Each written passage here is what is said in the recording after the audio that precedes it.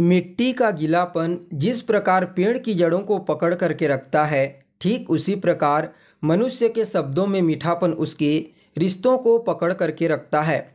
नमस्कार दोस्तों, मैं ज्योतिष आचार्य वासुदेव मिश्रा आपका अपने चैनल सत्य की खोज में हार्दिक अभिनंदन करता हूं। आज का यह ज्योतिष का कार्यक्रम आप लोगों के लिए यानी कि मकर राशि वालों के लिए बेहद ही ज़्यादा खास कार्यक्रम साबित होगा। जी हाँ, कैसे हैं आप सब? उम्मीद करते हैं कुशल मंगल ही होंगे। जी हाँ, मंगल आज चर्चा होगी सेनापति मंगल के उदय प्रभाव के बारे में। अभी तक सेनापति मंगल अस्त चल रहे थे, लेकिन 16 जनवरी को अपनी वर्तमान धनु राशि में ही गोचर करते हुए अस्त से उदय हो चुके हैं। और जैसा कि आप जानते हैं, कोई भी ग्रह जब सूर्य से अस्त होता है तो वह बलहीन हो जाता है, परिणाम स्वरूप अपना श्रेष्ठ परिणाम अस्त काल के दौरान नहीं दे पाता। लेकिन जैसे ही वह ग्रह अस्त से उदय होता है तो धीरे धीरे करके वह बलवान होने लगता है। ठीक ऐसा ही अब मंगल के साथ देखने को मिलेगा। क्योंकि मंगल अभी तक अस्त चल रहे थे, जो सभी के लिए ऊर्जा और पराक्रम के कारक ग्रह कहे जाते हैं। तो ऐसे में दोस्तों बड़े विस्तार के साथ जानने का प्रयास करेंगे कि किस प्रकार से सेनापति मंगल उदय होकर के आपको परिणाम प्रदान करेंगे, किन किन क्षेत्रों में लाभ की प्राप्ति होगी, तो वहीं किन किन बातों का आपको ध्यान रखना है, और मंगल के इस उदय प्रभाव को और बेहतर बनाने के लिए क्या उपाय आप कर सकते हैं। ये तमाम प्रकार की जानकारी आपको आज के इस कार्यक्रम में बताएंगे, इसलिए कार्यक्रम को बिना मिस किए अंत तक देखने का प्रयास कीजिए। और अगर आप अपनी जन्म कुंडली पर हमसे परामर्श लेना चाहते हैं तो डिस्क्रिप्शन बॉक्स में और वीडियो के अंदर आपको व्हाट्सएप नंबर मिल जाएगा, जहां से आप व्हाट्सएप करके अपनी जन्म कुंडली का विस्तार पूर्वक अध्ययन करवा सकते हैं। तो दोस्तों, Mangal the red planet of galaxy. जी हाँ, जब कहीं पर मंगल शब्द सुनाई देता है तो कौन याद आते हैं? मंगलवार, हनुमान जी। जी हाँ, अगर आपने हनुमान जी को समझ लिया तो आपने मंगल को समझ लिया। जैसे हनुमान जी पराक्रम के देवता हैं, असंभव को संभव बना देते हैं, वैसे ही मंगल हैं the planet of born and achievement. अगर ज्योतिष शास्त्र में सूर्य को पिता और राजा तथा चंद्रमा को रानी और माता कहा गया तो मंगल को सेनापति और बेटा कहा गया। मंगल व्यक्ति में विल पावर, उसकी इच्छा का कारक होता है, और यह सारा का सारा संसार इच्छा और इच्छा शक्ति पर ही टिका हुआ है। वैसे तो इच्छा शुक्र में भी है, लेकिन वह अपनी इच्छा की पूर्ति के लिए मंगल की ऊर्जा का सहारा लेता है, और इच्छा ही हमें काम करने की प्रेरणा देती है। इच्छा से ही जोश और एग्रेशन आता है। गीता में भी भगवान श्री कृष्ण ने बड़ी स्पष्टता के साथ बताया है कि विषयों का चिंतन करने वाले मनुष्य की उन विषयों में आसक्ति पैदा हो जाती है, और आसक्ति से कामना, कामना से क्रोध पैदा होता है। So Mars is the planet of desire, drive and aggression. बिल्कुल विरोधाभास गुण पाया जाता है मंगल के अंदर। जिस प्रकार शुक्र प्यार मोहब्बत से लेन देन में यकीन रखता है, तो मंगल को यदि कोई भी चीज़ चाहिए तो वह उसे छीन करके ले लेता है। मंगल दोनों तरह की इच्छाओं को दिखाता है, लेने और देने की, यानी कि यह महास्वार्थी भी बना सकता है और महादानी भी बना सकता है। यह जन्म कुंडली में मंगल की स्थिति, गुरु और सूर्य की स्थिति, लग्न, पंचम और नवम भाव की स्थिति के आधार पर तय किया जा सकता है।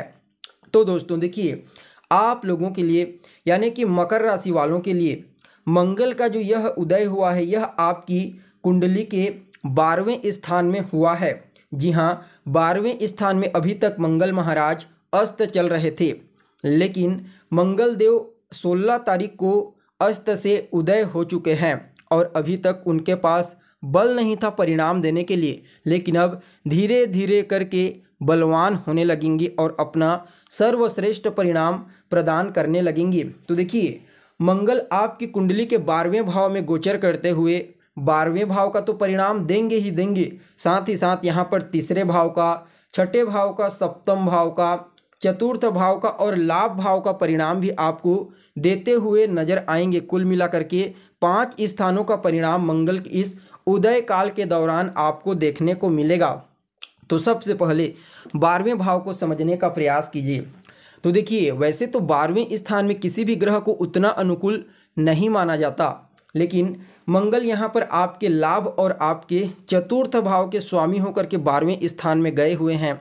सूर्य के साथ पराक्रम योग, देवगुरु बृहस्पति की दृष्टि से दृष्ट होना, तो नो डाउट इस समय आपको दानवीर बनाएंगे। जी हाँ, जो पहले बताया गया यह महास्वार्थी बना सकता है या फिर महादानी बना सकता है, उसमें से यह अभी दानवीर बनाएंगे। क्यों? क्योंकि 12वां स्थान जो होता है वह व्यय का होता है और 12वां स्थान आपकी मुक्ति का भी होता है। परिणाम स्वरूप मंगल का 12वें स्थान पर देवगुरु बृहस्पति की मूल त्रिकोण राशि में बलवान होना और देवगुरु बृहस्पति की दृष्टि से दृष्ट होना इस समय आपको दान करने के लिए, बिल्कुल विशेष तौर पर इस समय दान करने के लिए आपको एक्टिव कर देगा। जी हाँ, दानशीलता के प्रति आपकी जो आस्था है वह और ज़्यादा मजबूत हो जाएगी।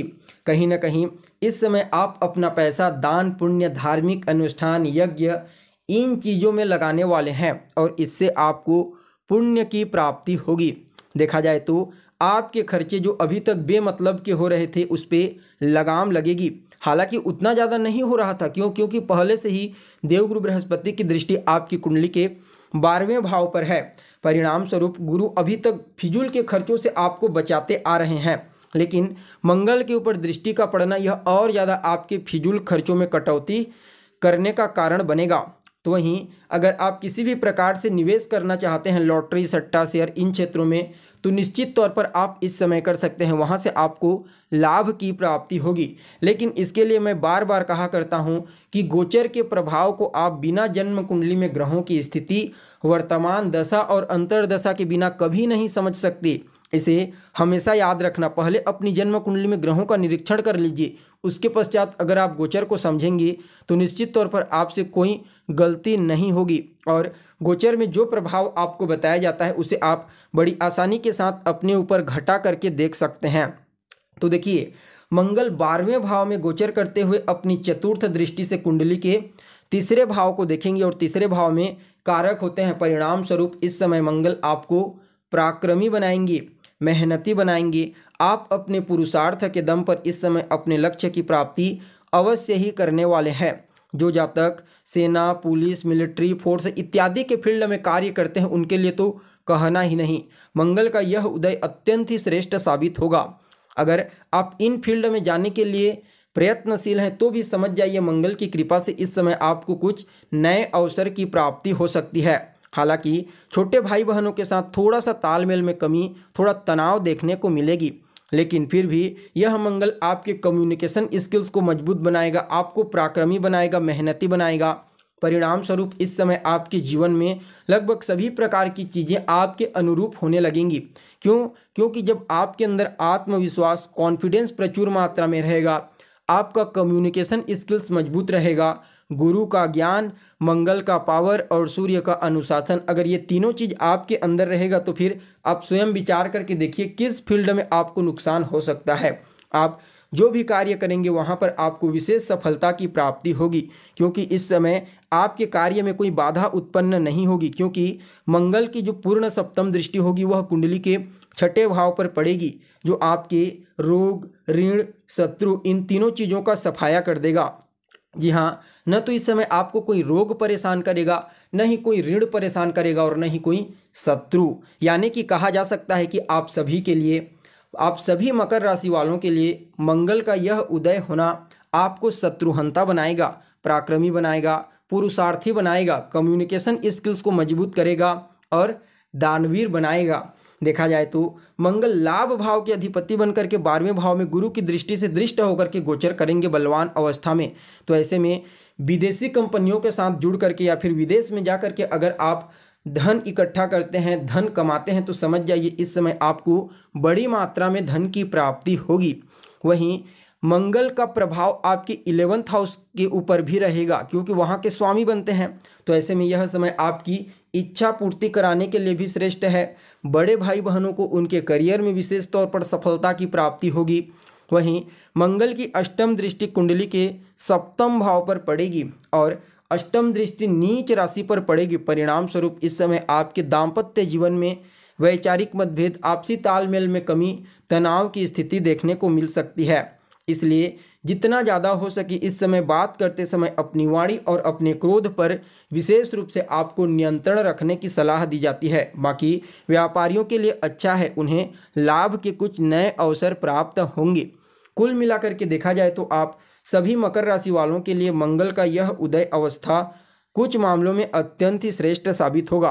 फिर भी इस प्रभाव को और बेहतर बनाने के लिए ओम अंग अंगारकाय नमः इस मंत्र का रोजाना 108 बार 3 माला या फिर 5 माला जाप कीजिए।